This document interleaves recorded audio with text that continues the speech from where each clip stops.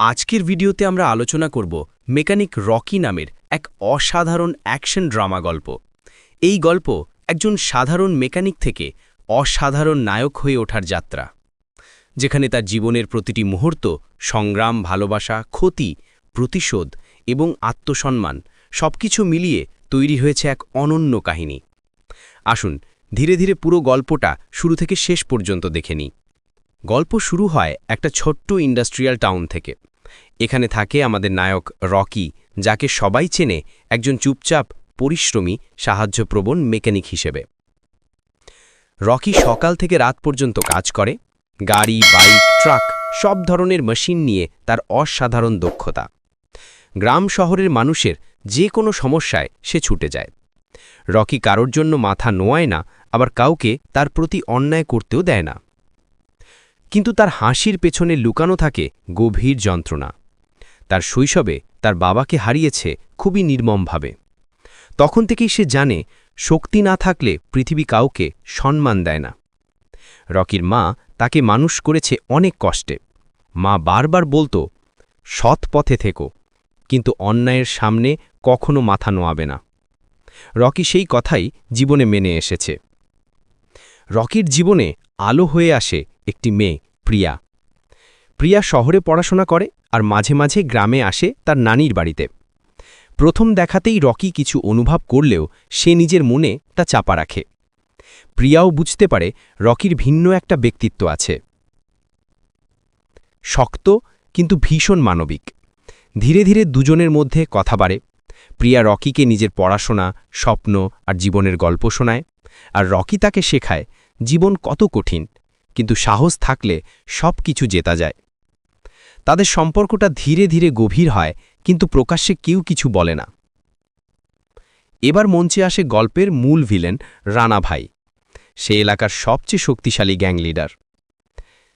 চাঁদাবাজি, দখলবাজি, রাজনৈতিক ছত্রছায়ায় বেড়ে ওঠা, ভয় দেখিয়ে মানুষ নিয়ন্ত্রণ, সবই তার হাতে।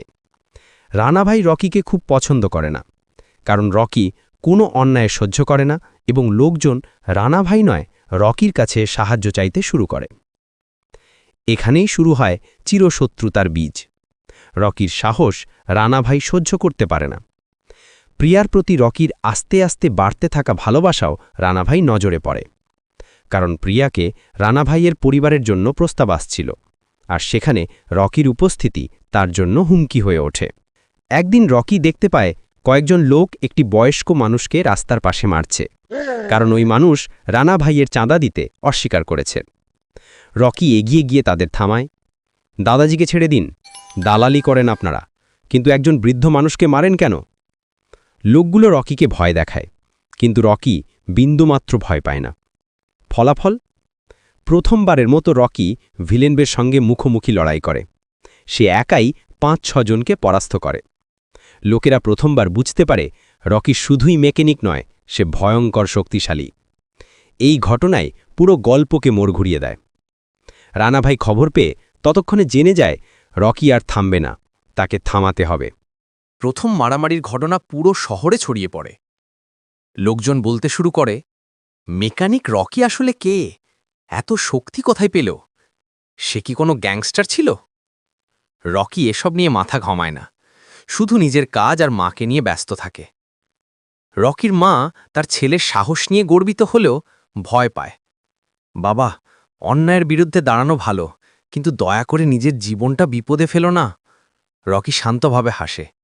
মা, আমি কারোর ক্ষতি করতে চাই না, কিন্তু অন্যায় দেখেও চুপ থাকতে পারি না। মায়ের চোখে পানি এসে যায়। সে বুঝতে পারে তার ছেলে আর সাধারণ মানুষ নেই, সে দাঁড়াতে শিখেছে। প্রিয়া কিন্তু লোকজনের মাধ্যমে সব খবর পায়। সে চিন্তায় পড়ে, রকি কি বড় বিপদে পড়ছে? একদিন প্রিয়া ওয়ার্কশপে গিয়ে রকিকে বলে, তুমি সারাদিন অন্যায়ের বিরুদ্ধে লড়াই করো, কিন্তু নিজের জন্য কিছু করো। নিজের স্বপ্ন কি?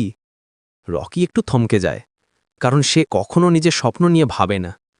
প্রিয়া তাকে সাহস দেয়, তুমি শুধু মেকানিক নও, তোমার ভেতরে যে সাহস আছে তা দিয়ে তুমি অনেক বড় কিছু করতে পারো। এই কথাগুলো রকির মনকে বদলে দেয়। প্রিয়ার প্রতি তার অনুভূতি আরও গভীর হয়। রকির প্রথম লড়াই রানা ভাইকে অপমানিত করেছে। সে রাগে পুড়তে থাকে। একটা মেকানিক আমাকে চ্যালেঞ্জ করে? ওকে উদাহরণ বানাতে হবে। সে তার ডানহাতির দলকে পাঠায় রকির গ্যারেজে। রাতে রকি গ্যারেজ বন্ধ করার পর তার সামনে 15-20 জন দাঁড়িয়ে থাকে। তারা রকিকে হুমকি দেয়, যা রানা ভাই বলে তাই করবে, নইলে টিকে থাকতে পারবে না। রকি ঠান্ডা মাথায় বলে, আমি কারোর দাস নই, কাউকে ভয় পাই না। এই কথা শুনে গ্যাং সদস্যরা আক্রমণ করে। ভয়ঙ্কর লড়াই শুরু হয়। রকি একাই বহু লোককে পরাস্ত করে। ধুলিতে ভরা গ্যারেজ রণক্ষেত্রে পরিণত হয়। শেষে রকি আহত হলেও দাঁড়িয়ে থাকে, আর তার শেষ কথা, যার ওপর অন্যায় হয় তাকে রক্ষা করবে রকি, মনে রাখো। এই ঘটনার পরে মানুষ রকিকে আর সাধারণ মেকানিক ভাবে না, সে হয়ে ওঠে এলাকার নায়ক। প্রতিবার পরাজয়ের পরে রানাভাই রেগে যায়। সে বলে, রকিকে মারতে পারছি না, তাহলে ওর হৃদয়টাকে আঘাত করা যাক। এইবার আক্রমণের লক্ষ্য বিতর্কের বাইরে কেউ, রকির মা। একদিন রকি কাজ থেকে ফিরলে দেখে মায়ের ঘরের জানালা ভাঙা, ঘর এলোমেলো, আর মা মাটিতে পড়ে আছে। রকি ছুটে গিয়ে মাকে তুলে ধরে। মায়ের মাথায় আঘাত, শরীরে বিভিন্ন জায়গায় চোট লেগেছে। রকির চোখ লাল হয়ে যায় রাগে দুঃখে, যন্ত্রণায়। মা কাঁপা কণ্ঠে বলে, বাবা, আমি ঠিক আছি, কিন্তু ওরা বলেছে তুই যেন আর রানা ভাইয়ের বিরুদ্ধে না দাঁড়াস। রকি মাথা নেড়ে বলে, মা, এবার আর কেউ আমাকে থামাতে পারবে না। আমার পরিবারে হাত দিয়েছে, এটা তাদের জীবনের সবচেয়ে বড় ভুল। এই মুহূর্ত থেকে রকি আর একই মানুষ থাকে না। তার ভেতরের আগুন জ্বলে ওঠে। রকি প্রতিশোধের সিদ্ধান্ত নেয়। মায়ের আঘাত রকির ভেতরে জ্বলন্ত আগুন তৈরি করে। রকি বুঝে গেছে, এখন আর প্রতিরক্ষা নয়, এবার আক্রমণ। সে সব কাজ বন্ধ করে নিজের মতো প্রস্তুতি শুরু করে। তার পুরনো গ্যারেজ এখন পরিণত হয় ওয়ার রুমে। সে শক্ত লোহার রড, চেন, মেটাল পাইপ কেটে নতুন নতুন টুল বানায়। নিজের শরীরের ওপর ট্রেনিং বাড়িয়ে দেয়। শহরের সবার কাছ থেকে রানা ভাইয়ের অপরাধের তথ্য সংগ্রহ করে। সে বুঝতে পারে, রানা ভাই শুধু একজন গ্যাংস্টার নয়, একটি বড় অপরাধ চক্রের মুখোশধারী লিডার। রকি শান্ত, কিন্তু চোখ জ্বলছে আগুনে। সে জানে, এখন আর থামা নেই।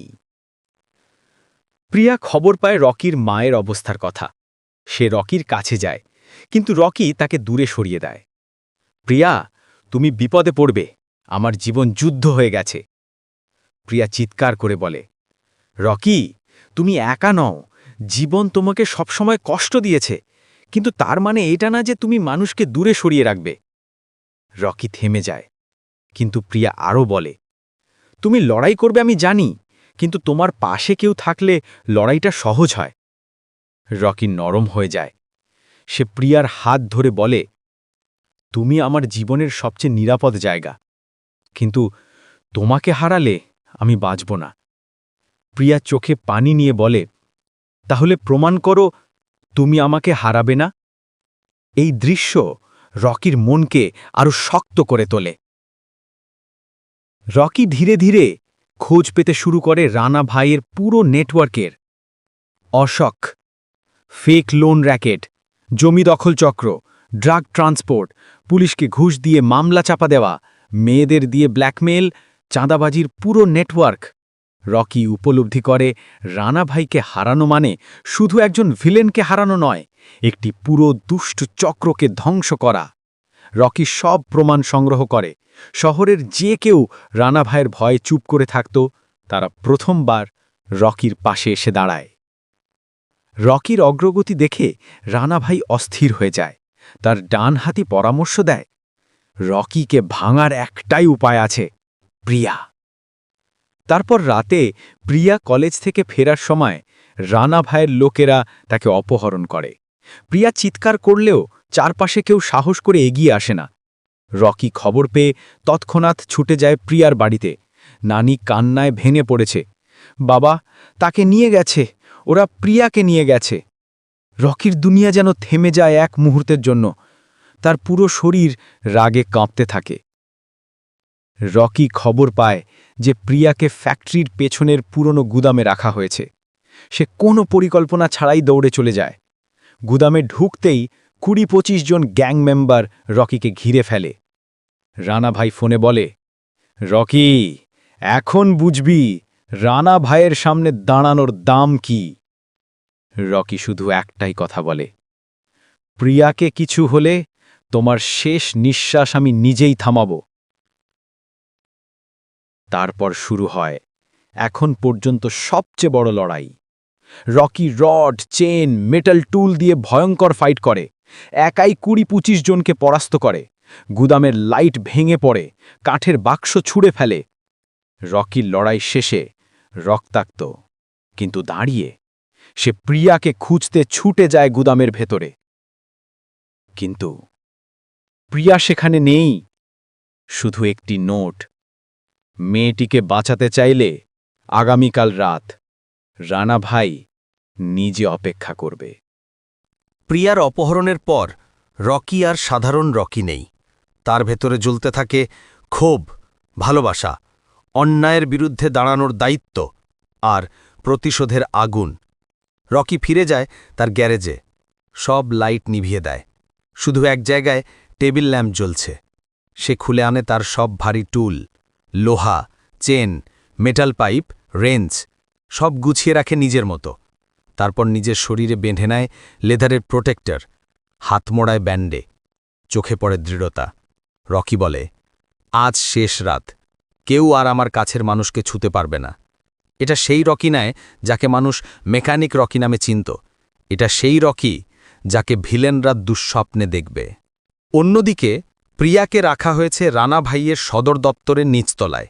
একটি বড় অন্ধকার রুম, চারদিকে সিকিউরিটি ক্যামেরা এবং দরজার সামনে ২ জন অস্ত্রধারী।